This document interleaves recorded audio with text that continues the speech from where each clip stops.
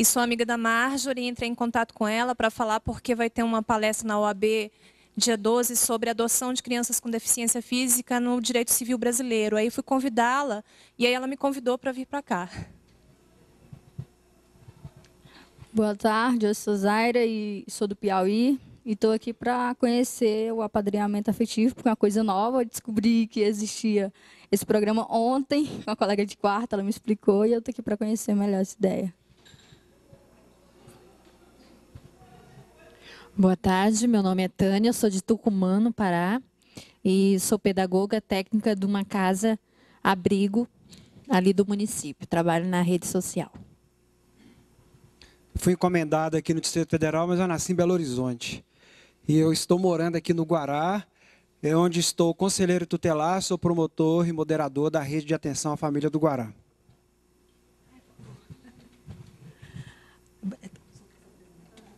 Boa tarde, eu sou Maria de Fátima Costa e Silva, sou juíza de direito, estou participando do encontro representando o desembargador, desembargador José Renato Nalini, eu sou juíza assessora da Corregedoria para a área da infância. Meu nome é Márcia, eu sou membro do Grupo de Apoio à Adoção Crescendo em Família. Temos um projeto de apadrinhamento lá e estou aqui para aprender um pouquinho mais.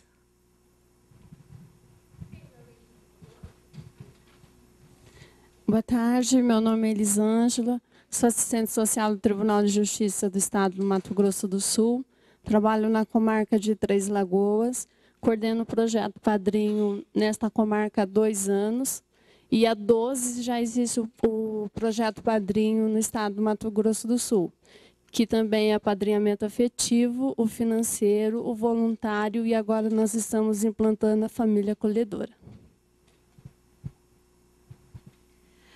Eu sou a Rosemary, sou assistente social, então estou na condição de coordenadora de uma instituição de acolhimento e estamos, então, agora tentando implantar formalmente o apadrinhamento afetivo. Nós já usamos enquanto ferramenta, mas enquanto ferramenta, né? Quer dizer, ele não é uma proposta formalizada, então estamos, né, tentando ainda engatinhar neste projeto.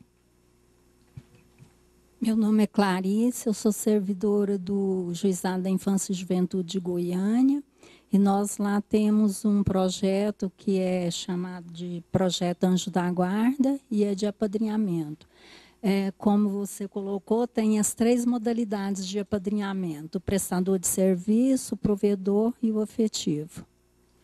E difere um pouco do que vocês estavam colocando aí, que lá ele... você disse que é para ser rápida. Depois eu falo. Parabéns, muito obrigada. Então, pessoal, obrigada pela colaboração de vocês. Agora a gente já se conhece um pouquinho mais. E aí a gente já deu início realmente à criação de mais uma rede para trabalhar com o apadrinhamento afetivo. A minha parte especificamente aqui é apresentar para vocês como que é a nossa metodologia, como está sendo a nossa metodologia na atualidade. Mas eu já gostaria de iniciar falando que isso é uma proposta. Tá? Porque quando a gente fala em apadrinhamento afetivo, a gente sabe que cada região do país tem uma especificidade, tem uma necessidade. Então, tudo que a gente apresentar aqui, a gente gostaria realmente que vocês recebessem isso como sugestão, como situações para pensar, para refletir, para só a partir daí vocês pensarem no apadrinhamento afetivo em cada região. Nós não temos pretensão de que isso seja aqui única e exclusivamente uma forma de se fazer o apadrinhamento afetivo. Não, ela é uma proposta. Tá? Então, a gente vai conversando. Se vocês tiverem alguma pergunta, vocês podem levantar a mão. Eu falo muito rápido. Se vocês perceberem que vocês não estão acompanhando, por favor, me sinalizem, tá bom? Mas a minha parte aqui realmente é mostrar para vocês como que o apadrinhamento afetivo é realizado hoje em Brasília. A Luísa está entregando aí para vocês a apostila. Tá? Foi uma apostila que a gente preparou para vocês. Tem as orientações técnicas. Tem lá no final da apostila todos os slides tá? Que a gente está apresentando aqui da preparação e do acompanhamento, que é o que a Rosa vai apresentar logo em seguida a minha participação. Então, vocês não precisam copiar o que está aqui, que vocês fiquem à vontade é para fazer uma anotação ou outra que desejarem, tá? Mas lá no final quando está falando da preparação, tem uns slides aí para vocês irem acompanhando se for essa necessidade. Pode passar, Lu. Então, como participar da preparação? Né? Como é que a gente recruta, como é que a gente convida esses padrinhos? A primeira coisa que a gente faz é uma divulgação. Anteriormente, era feita uma palestra para apresentar o apadrinhamento afetivo. E nessa palestra, era uma palestra mesmo informativa para dizer como é que ele acontecia. Depois que os candidatos, os interessados participavam dessa palestra, eles mandavam um e-mail para o aconchego e aí faziam parte de um cadastro nosso. Tá? Só que o que acontece? Hoje, a gente não está mais fazendo essa palestra. Tá? E por que a gente não está fazendo mais essa palestra? Porque, felizmente, a gente tem um público muito ativo que nos procuram. Então, como a gente passou, a Monique já até mesmo falou, nós passamos aí 2 anos sem fazer a preparação por falta de braço, existe um passivo que nós estamos tentando correr agora para a gente dar uma acelerada e a gente atender essa demanda específica. Então, hoje a gente não realiza essa palestra porque a gente ainda, felizmente, a gente ainda tem listas de espera para fazer a preparação.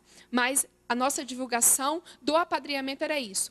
Como em 2010 também o Aconchego ganhou um projeto, então, em alguns momentos, nós tivemos na mídia. E aí, isso, por si só, já capta bastante voluntários, apadrinhos, na verdade, para a nossa preparação. Tá? Como é que é feita essa seleção? Tem o nome seleção, mas, na verdade, não é uma seleção. É assim, quem é interessado, manda um e-mail para o Aconchego, e nós temos uma pessoa que faz uma lista das pessoas que querem participar.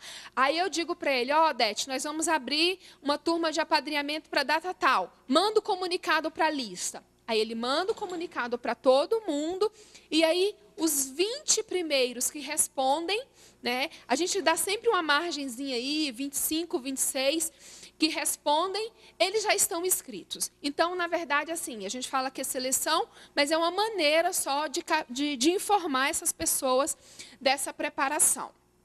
Tá?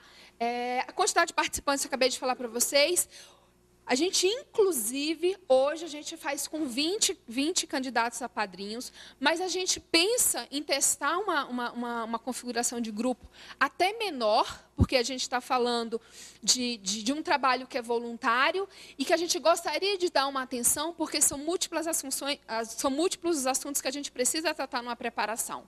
Hoje, a nossa estrutura, a gente está fazendo com 20 candidatos, mas a gente já pensa em fazer grupos menores, numa sequência maior, vamos dizer assim, mas isso a gente está pensando. Eu só estou dando esse exemplo para a gente não ficar preso, tem que ser 20. Não, não tem que ser 20. Eu acho que cada um vai saber como vai ser estruturado isso, né? Os requisitos para ser padrinhos e madrinhas. E aí, uma das meninas até perguntaram ali com relação à idade da criança. Né? O que a gente entende? Qual é o objetivo do apadrinhamento afetivo? O objetivo do apadrinhamento afetivo é dar realmente a possibilidade de uma vivência familiar e comunitária com aquelas crianças e adolescentes que estão na instituição, mas que já não têm tanta possibilidade para adoção. E quem são essas crianças? De maneira geral, essas crianças são crianças acima de 8 anos e adolescentes. Então, esse é o nosso público-alvo. Né? Pode ter crianças mais novas? Pode, mas está fugindo, está fora, vamos dizer assim, do nosso público-alvo. E aí, quando a gente pensa no padrinho, e aí, qual é a idade mínima para ser padrinho? A gente conversou, né, ponderou, e a gente chegou no seguinte, tem que ter 21 anos. Só que não é só ter 21 anos. Quando ele for apadrinhar, a gente entende e a gente orienta, a gente pede que essa diferença entre padrinho e afilhado seja de pelo menos 5 anos. Porque eu estou falando de alguém que está entrando na vida desse adolescente, dessa criança, e que, de alguma maneira, é o adulto da relação. Então, a gente entende que a diferença de 5 anos é uma diferença razoável, onde essa relação pode acontecer, onde este padrinho seja uma referência para essa criança e para esse adolescente. Tá? Então, essas são as crianças e essa é uma das características dos padrinhos. Uma outra coisa que precisa para ser padrinho, é claro, participar do grupo de preparação. Né? Hoje a nossa preparação ela acontece em 4 dias, tá? São 3 horas cada oficina, tá? Então o padrinho ele tem que participar dessas 4 oficinas. Se ele participar só de 3, o que a gente faz? A gente deixa o nomezinho dele lá. Quando a gente começa a próxima preparação, eu aviso a ele, olha, fulano, você faltou o encontro de número 2, nós vamos realizar em tal data. Você é nosso convidado a participar. Aí, quando tem o próximo grupo, se ele comparecer, automaticamente, ele, ao final da preparação, ele recebe a declaração dele. Se ele tiver mais de 2 faltas, 2 ou mais faltas, na verdade, ele é convidado a participar de um outro grupo de preparação de padrinhos e madrinhas. Porque são 4 encontros. Se ele, infelizmente, faltou a metade, a gente já acha que alguma coisa ficou perdida aí nesse processo. Porque é realmente muita coisa a ser tratada nesses 4 dias de preparação. Então, esse é o nosso critério aqui. Tem que ter participado das 4 oficinas. Tá?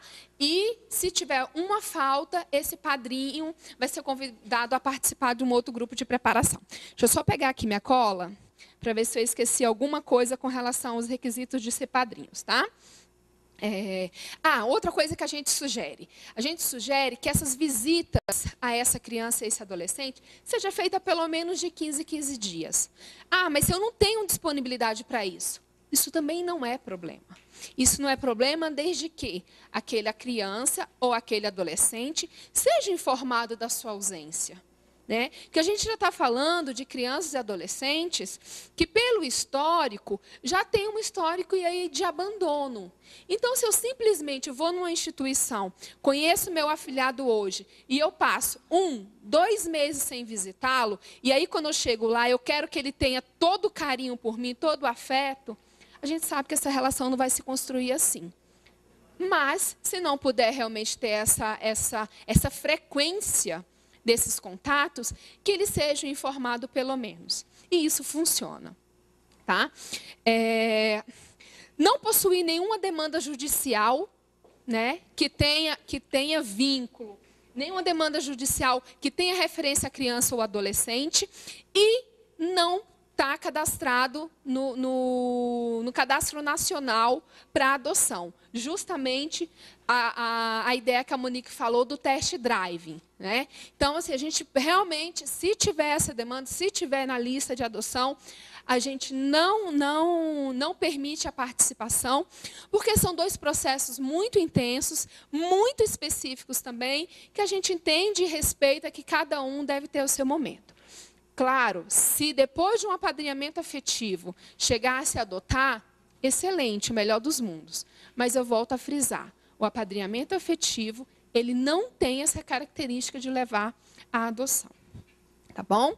Alguma pergunta até agora, gente? Então, apresentei para vocês os requisitos para ser padrinhos. Equipe técnica, né? Como a Monique já falou, a gente, nos 2 últimos grupos que eu fui supervisora, nós trabalhamos numa configuração que éramos 3 facilitadoras, tá? Eu, a Luísa e a Viviane, que é uma colega que não pôde estar aqui hoje. E nós 3 revezávamos nessa preparação desses padrinhos e madrinhas. Ora com 2 técnicas, ora com 3 técnicas, tá? Sabrina, sou eu sozinho. Não vou dizer que é impossível, mas fica mais difícil, né? Você trabalhar sozinha com uma turma de 20 pessoas.